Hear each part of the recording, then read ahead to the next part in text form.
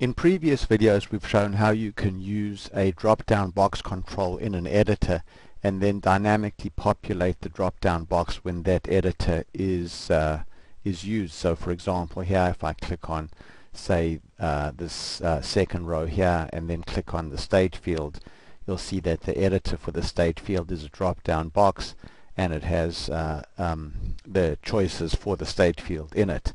In this video we're going to show how you can use drop-down boxes for editors, but how the choices in the drop-down box can automatically cascade based on the value of a parent control. So for example, here when I go to this record here, which is a state of New York, you can see that the choices are in the drop-down box are listed there. But when I choose New York and then I go to the city field, this here is also a drop-down box now, and the choices here are the various cities in New York. So on the other hand, if I click on say Massachusetts and then go to the drop-down box here, instead of the choices now being Ithaca and New York City, the choices here are Boston and Cambridge. And if I go to say this record and then click on say the city field here, the choices are Los Angeles and San Diego.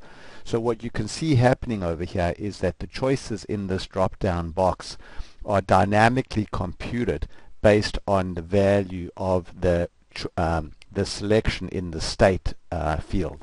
So let's go now and take a look at how this was done behind the scenes. So again, when we go to our controls, we see that we have one editor, which is an input control, which is being used for say the name field, and then another editor which is a drop-down control, and this editor is shared by both the state field and the city field. So all of the work that makes it unique is done in the set value event, which populates the drop-down box.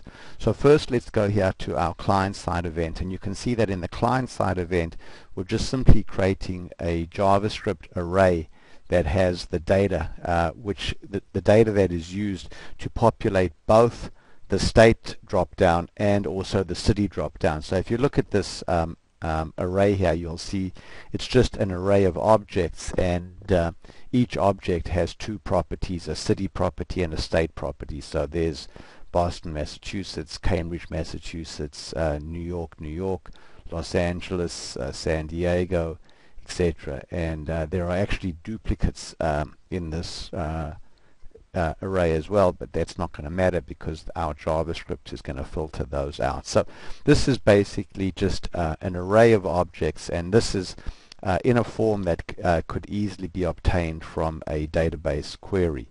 Then you'll see here that we also have two functions which process this data over here.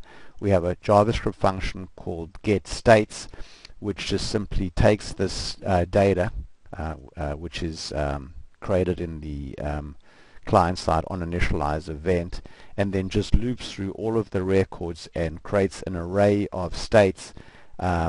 Creates an array of unique states. So if the state has already been pushed onto the array, then we don't push it a second time, and then we sort the array. So this function just returns an array of all the states.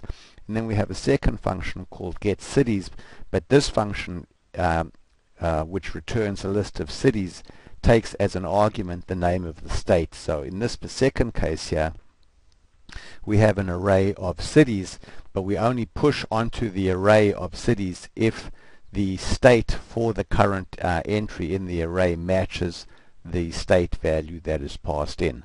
So that's the raw data that is used to populate the drop-down boxes.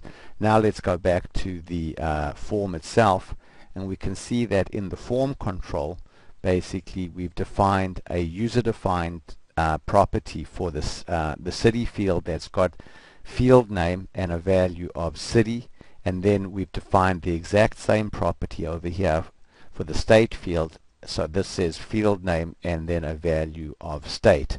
So now let's pause and pick this up in the next video to see how the drop-down boxes are actually populated.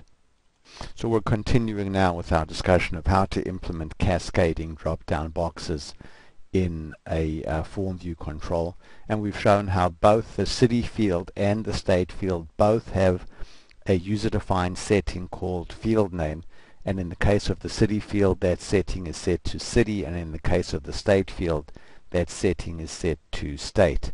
So now let's finally go to the editor and look at the set value in editor event handler, and you can see that what we're doing over here is we're saying that if we're currently setting the value for the state fields, in other words we're looking at settings.fieldName, and if that is equal to state, then we call the JavaScript function called getStates, which just gives us an array of choices for the drop-down box.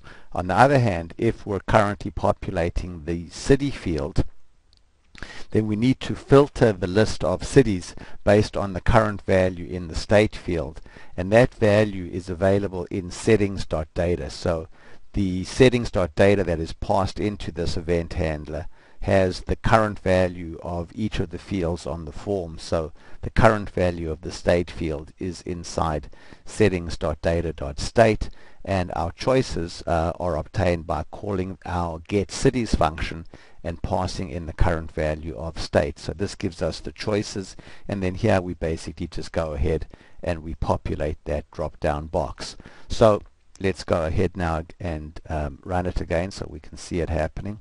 So when we go here, when we click on Massachusetts here, the state name, we called the getStates function, which gave us a list of these states, and then when we click on the drop-down box for cities, this is being populated by calling the getCities function and passing in the current value of the state, which is Massachusetts, so that we can get the correct list of cities. Thanks very much for watching.